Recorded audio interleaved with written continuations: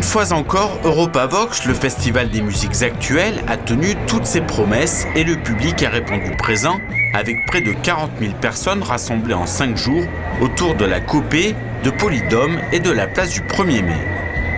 Le succès vient sans nul doute de la diversité, du rock, de l'électro, du folk, du hip-hop, du métal ou encore du blues, autant de styles venus de l'Europe entière.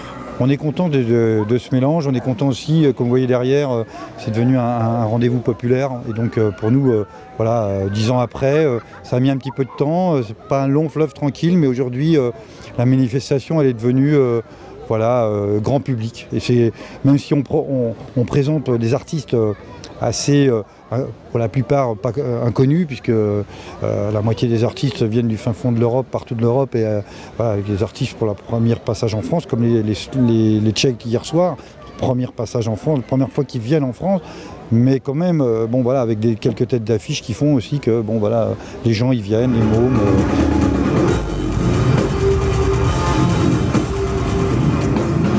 De Célassou à Placebo, en passant par Dominique A ou Gojira, les têtes d'affiche sont une nécessité, mais il ne faut pas oublier les quelques 50% de concerts gratuits. Une formule qui ravit le public, heureux de déambuler dans ce festival, pas comme les autres. Nous, c'est la première année qu'on vient sur ce festival, donc on est un peu surpris de trouver un festival en pleine ville comme ça. On a plutôt l'habitude des festivals en campagne sur des grands espaces. Mais bon, plutôt sympa aussi, cette ambiance un peu resserrée, voilà, plutôt agréable. C'est vraiment un moyen, je trouve, d'attirer la jeunesse, les jeunes comme les moins jeunes aussi, mais je trouve que c'est vivant et c'est bien d'avoir autant de monde ici, et surtout ce genre de concerts et tout. Ça attire non seulement les artistes, et puis les gens tout autour, parce qu'on n'est pas forcément de Clermont, et pourtant on vient quand même, et je trouve que c'est très riche, très intéressant. Et ça permet de rencontrer plein de gens, c'est bien. C'est en quelque sorte une fête de la musique à Clermont-Ferrand. C'est histoire de fêter un petit peu les artistes, de découvrir quelques artistes entre amis. Il y a beaucoup de variétés, je trouve. À voir à des groupes européens, c'est quand même pas mal. J'en avais fait plusieurs d'Europavox et il y a des petits groupes parfois polonais, des groupes un peu plus grands comme Bloc Party qui sont venus. Et là, on a quand même 2 têtes d'affiche assez importantes, donc super festival. C'est la convivialité, le fait qu'il y ait plusieurs groupes, la copée, voilà, l'ambiance, c'est super sympa. Donc en plus il fait beau, donc super. Oui, je crois qu'il y a une bonne variété de différents groupes, différents styles aussi. J'ai vu pour tous âges. C'est bien, oui. La musique me plaît beaucoup. C'était très bonne possibilité d'écouter des collectifs de toute l'Europe. Joko, un duo d'Allemands de Hambourg, a vite rempli la petite copée avec leurs claviers, leurs percussions et leurs voix enivrantes.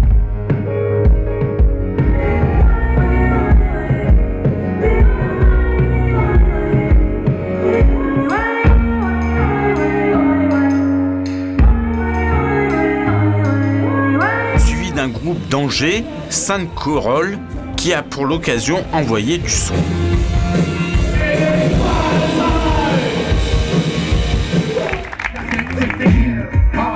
Mais le festival, c'est pour tous les publics, et notamment les plus petits qui ont eu l'occasion de découvrir les frères Casquettes. Le groupe est né fin 2011 sur une idée de Ben et moi. On se disait, on était animateurs tous les deux. On s'est dit tiens, ce serait bien de faire du rap pour les enfants parce qu'on se rendait bien compte que les enfants écoutaient du rap mais que le rap n'était pas forcément adapté à leurs petites oreilles. Et on a créé exactement de la même façon. La seule chose qu'on a adapté, c'est les thèmes. L'autre groupe est plutôt engagé politiquement. Là, les enfants, on leur cause pas trop de ça. Donc on parle plutôt des thèmes qu'ils connaissent, leur vie, l'école, l'imaginaire, les situations, les copains de classe. Donc on fait ça, on adapte les mots, on ralentit un petit peu le flow. Et puis on fait peut-être des mélodies un peu plus accrocheuses, un peu plus faciles à fredonner, mais sinon non, on a fait ça de la même façon qu'on ferait ça pour un groupe normal, pour des concerts pour adultes.